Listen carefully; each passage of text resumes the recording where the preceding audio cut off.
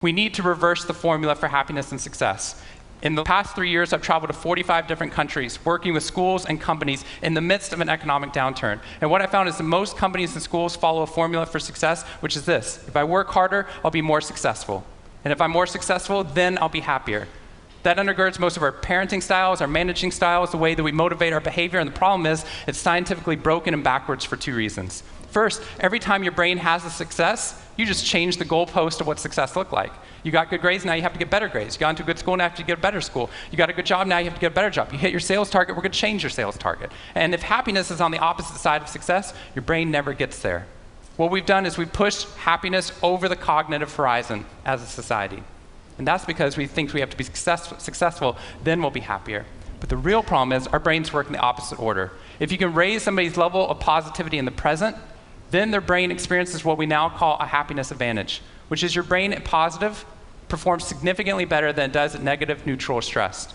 Your intelligence rises, your creativity rises, your energy levels rise. In fact, what we found is that every single business outcome improves.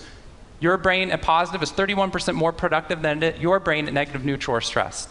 You're 37% better at sales. Doctors are 19% faster, more accurate at coming up with the correct diagnosis when positive instead of negative, neutral, or stressed, which means we can reverse the formula.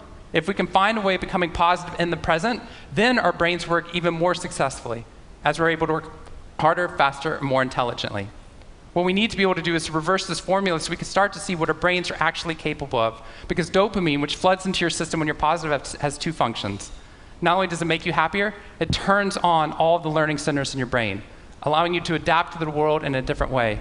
We've found that there are ways that you can train your brain to be able to become more positive. In just a 2-minute span of time, done for 21 days in a row, we can actually rewire your brain, allowing your brain to actually work more optimistically and more successfully.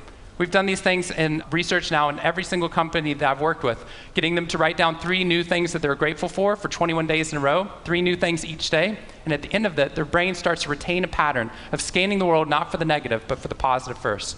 Journaling about one positive experience you've had over the past 24 hours allows your brain to relive it. Exercise teaches your brain that your behavior matters. We find that meditation allows your brain to get over the cultural ADHD that we've been creating by trying to do multiple tasks at once, and allows our brains to focus on the task at hand.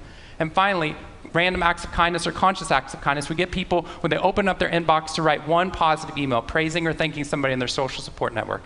And by doing these activities and by training your brain, just like we train our bodies, what we found is we can reverse the formula for happiness and success, and in doing so, not only create ripples of positivity, but create a real revolution. Thank you very much.